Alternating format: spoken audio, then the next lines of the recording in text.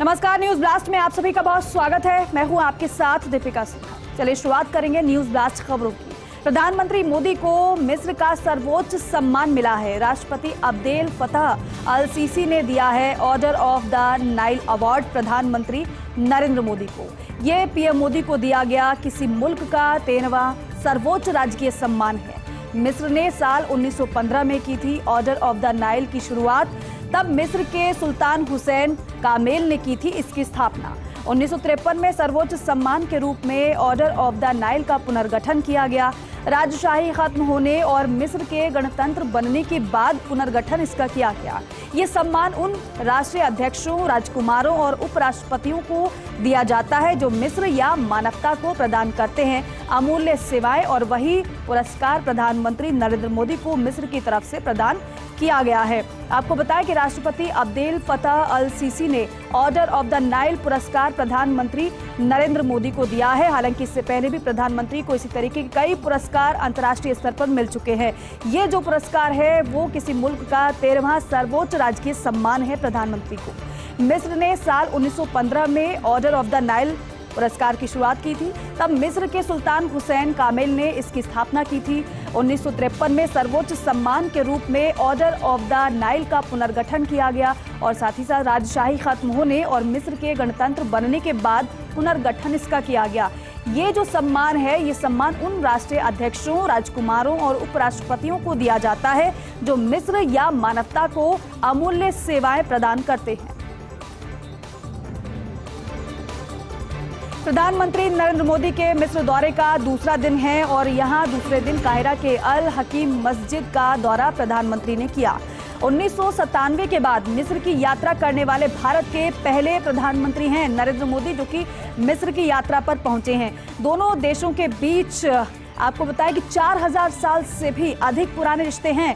भारत मिस्र विश्व की 2 सबसे पुरानी सभ्यताओं में से एक है। भारत और मिस्र दुनिया की 2 सबसे बड़ी प्राचीन सभ्यताएं हैं। सम्राट अशोक ने 3री शताब्दी ईसा पूर्व में इसका उल्लेख किया था। आपको बताएं कि मिस्र के राजा टॉम द्वितीय का अभिलेखों में उल्लेख मिलता है। मिस्र के लोग भारतीय संस्कृति से बहुत परिचित हैं और मिस्र के लोग भारत के साथ चाहते हैं मैत्रीय संबंध। पीएम मोदी, राष्ट्रपति सीसी के सत्ता में दोनों के रिश्ते मजबूत हुए हैं। 1980 के दशक के बाद 4 भारतीय प्रधानमंत्रियों ने मिस्र की यात्रा की है। प्रधानमंत्री नरेंद्र मोदी मिस्र की 2 दिवसीय यात्रा पर हैं। 1997 के बाद मिस्र की यात्रा करने वाले भारत के पहले प्रधानमंत्री नरेंद्र मोदी हैं। दोनों देशों के बीच रिश्ते काफी पुराने हैं। 4000 साल से भी अधिक पुराने दोनों ही देशों के रिश्ते हैं और भारत मिस्र विश्व की 2 सबसे पुरानी सभ्यताओं में से एक है। और जब प्रधानमंत्री मिस्र पहुंचे, जब उनकी यात्रा की शुरुआत हुई तो वो तस्वीरें हमें नजर भी आई थी। भारत और मिस्र दुनिया की 2 सबसे बड़ी प्राचीन सभ्यताएं हैं और वो सभ्यता नजर भी आई जब प्रधानमंत्री का वहां के अंदाज में स्वागत किया गया। सम्राट अशोक ने 3री शताब्दी ईसा पूर्व उल्लेख इसका किया था। मिस्र के राजा टॉम द्वितीय का अभिलेखों में उल्लेख मिलता है। मिस्र के लोग भारतीय संस्कृति से बहुत ज्यादा परिचित हैं और मिस्र के लोग भारत के साथ मैत्रीय संबंध चाहते हैं। पीएम मोदी, राष्ट्रपति सीसी के सत्ता में दोनों के रिश्ते मजबूत हुए हैं। 1980 के दशक के बाद 4 भारतीय प्रधानमंत्रियों ने मिस्र की यात्रा अभी तक की है। चीन दौरे पर जाएंगे नेपाल के प्रधानमंत्री। सितंबर में चीन की आधिकारिक यात्रा पर जाने की योजना बना रहे हैं। पुष्प कमल दहल प्रचंड को चीन की ये यात्रा सफल होने का विश्वास है। उन्होंने कहा है कि मेरी राय में भारत यात्रा बहुत सफल रही थी और मुझे विश्वास है कि मेरी प्रस्तावित चीन यात्रा भी सफल होगी। इन यात्राओं को देखा जा रहा है संबंधों में संतुलन बनाए रखने के प्रयास के तौर पर। भारत चीन के साथ संबंधों में संतुलन बनाए रखने के प्रयास के तौर पर यात्रा को देखा जा रहा है। पिछले साल दिसंबर में पद संभालने के बाद प्रचंड की ये 2री विदेश यात्रा है। इससे पहले अपनी पहली विदेश यात्रा के रूप में भारत का दौरा प्रचंड ने किया था। अब क्योंकि चीन की यात्रा वो करने वाले हैं और उन्हें विश्वास है जिस तरीके से वो भारत की यात्रा पर आए थे उसी तरीके से चीन दौरा भी उनका सफल रहने वाला है। दरअसल सितंबर में चीन की आधिकारिक यात्रा पर जाने की योजना बना रहे हैं प्रचंड और पुष्प कमल दहल प्रचंड को चीन की ये यात्रा सफल होने की उम्मीद है, विश्वास है उन्हें, और इसलिए वो ये कह रहे हैं, उनकी तरफ से कहा गया है कि मेरी राय में भारत यात्रा बहुत सफल रही थी और मुझे विश्वास है कि मेरी प्रस्तावित चीन यात्रा भी उतनी ही सफल होगी। इन यात्राओं को देखा जा रहा है दोनों में संतुलन बनाए रखने के प्रयास के तौर पर। अब भारत चीन के साथ संबंधों में संतुलन बनाए रखने के प्रयास के तौर पर प्रचंड की इस यात्रा को देखा जा रहा है। आपको बताएं कि पिछले साल दिसंबर में पद संभालने के बाद प्रचंड की ये दूसरी विदेश यात्रा है। इससे पहले अपनी पहली विदेश यात्रा के रूप में भारत का दौरा प्रचंड ने किया था।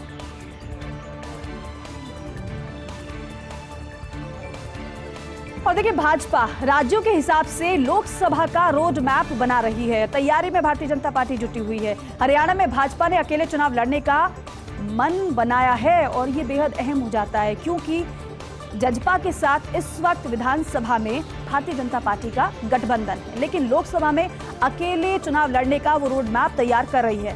भाजपा हरियाणा में अकेले चुनाव लोकसभा का लड़ेगी। सहयोगी चौटाला की पार्टी जननायक जनता पार्टी को नहीं देगी एक भी सीट। इस तरह से बीजेपी अपना रोड मैप आगामी चुनाव के लिए लोकसभा के बना रही है। प्रदेश में जेजेपी पार्टी को लेकर पार्टी नेतृत्व को फीडबैक के अनुसार मिली है।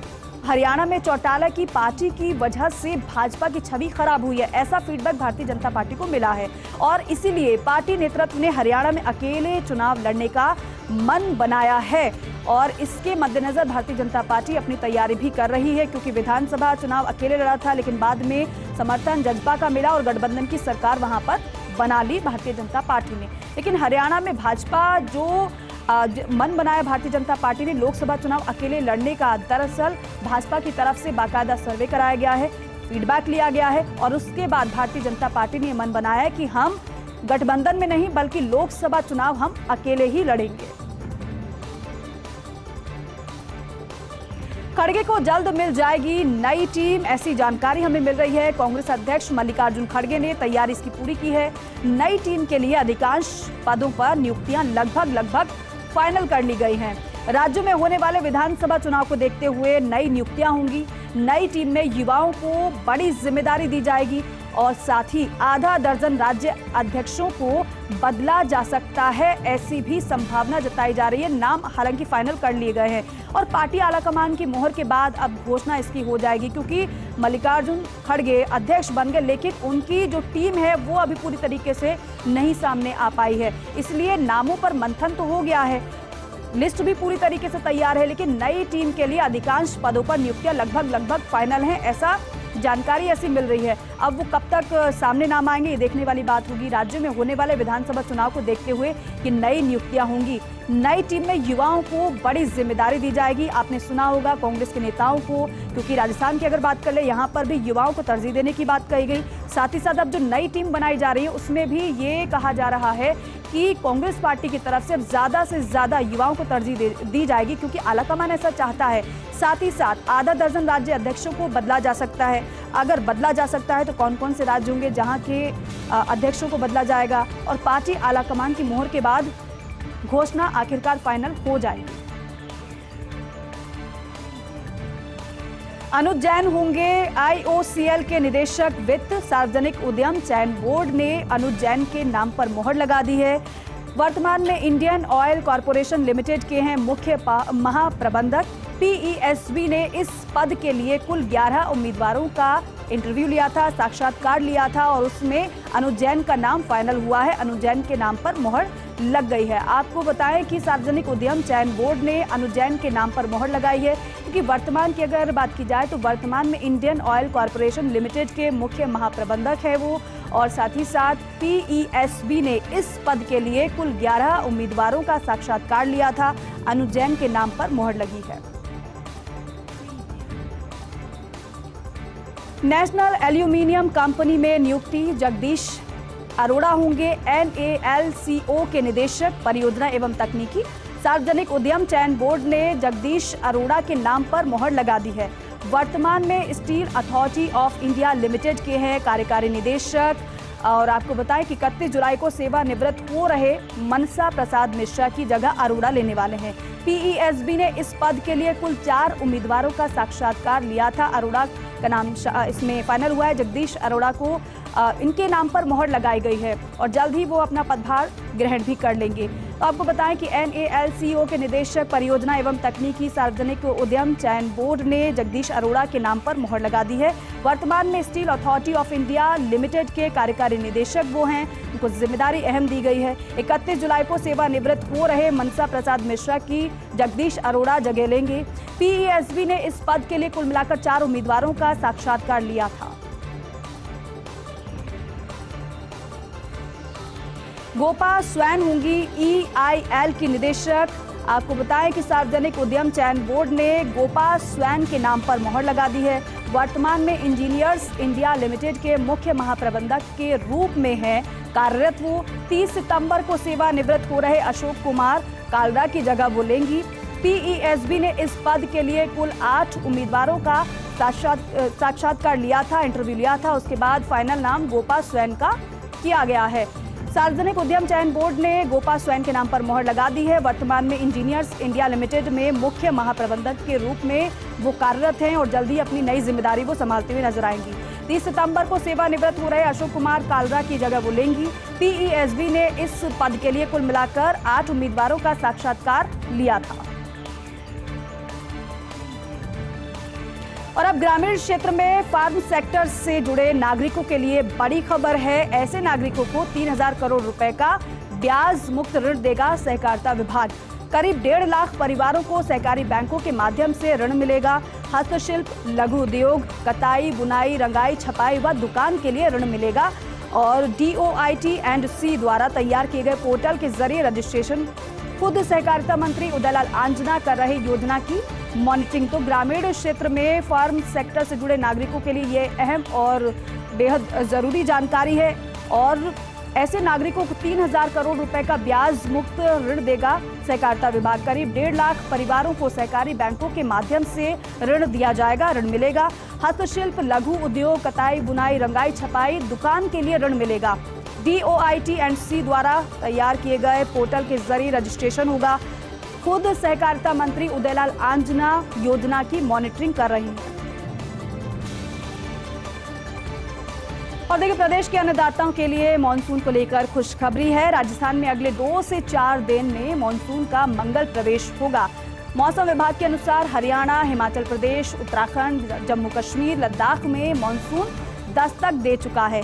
राजस्थान में 25 से 26 जून से बढ़ेगी बारिश की गतिविधियां। हालांकि आज सुबह भी मौसम बारिश का जरूर हुआ था, लेकिन हल्की बूंदाबांदी के अलावा बारिश ज़्यादा नहीं हुई। 28 जून को पूर्वी जिलों के प्रदेश में मानसून की एंट्री हो जाएगी। दिल्ली, चंडीगढ़, पंजाब, गुजरात के कई हिस्सों में मानसून दस्तक देगा। अगले 2 दिन में 7 राज्यों में तेज बारिश का ऑरेंज अलर्ट भी मौसम विभाग की तरफ से जारी किया गया है। हालांकि बिपरजॉय तूफान के कारण इस बार 3 दिन लेट मानसून जरूर हुआ है।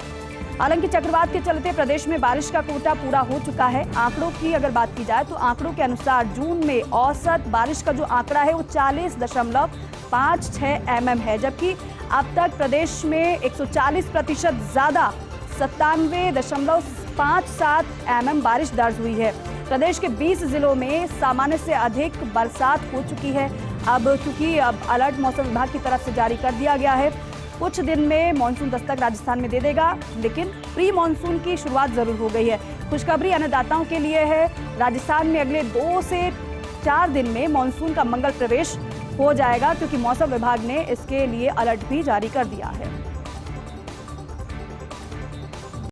और चलिए अब रुक करेंगे न्यूज ब्लास्ट खबरों का। सावन में काशी विश्वनाथ मंदिर में सुगम दर्शन महंगा होगा। काशी विश्वनाथ मंदिर प्रशासन ने अब रेट लिस्ट जारी की है। सुगम दर्शन से लेकर आरती तक का रेट बढ़ाया है। सुगम दर्शन के लिए श्रद्धालुओं को देने होंगे 500 रुपए। सोमवार को सुगम दर्शन के लिए 750 रुपए का टिकट होगा। सावन माह में मंगला आरती के लिए 1000 रुपए का टिकट होगा। सावन में सोमवार को मंगला आरती के लिए 2000 रुपए का टिकट होगा। और साथ ही साथ श्रावण माह में सन्यासी भोग के लिए देने होंगे 4500 रुपए। सावन में रुद्राभिषेक के लिए देने होंगे 2100 रुपए। सोमवार को रुद्राभिषेक के लिए देने होंगे 3000 रुपए। और मंदिर कमेटी की तरफ से ये नई रेट लिस्ट जारी कर दी गई है।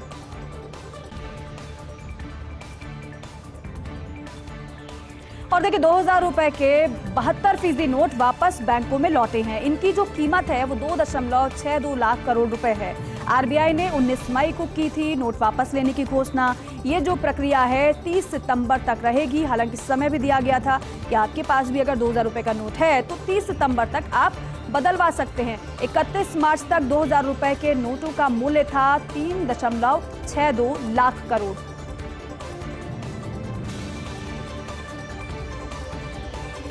और अब देखिए सपा नेता आजम खान की फिर बढ़ सकती हैं मुश्किलें। भड़काऊ भाषण में बरी करने के फैसले के खिलाफ अपील होगी। योगी सरकार हाईकोर्ट में दाखिल करेगी फैसले के खिलाफ अपील। 2019 लोकसभा चुनाव प्रचार के दौरान भड़काऊ भाषण आजम ने दिया था। एमपी एमएलए कोर्ट ACJM प्रथम ने 27 अक्टूबर को सुनाई थी 3 साल की सजा और 3 सजा सुनाई थी। आदेशों के खिलाफ आजम खान ने एमपी एमएलए सेशन कोर्ट में अपील की थी।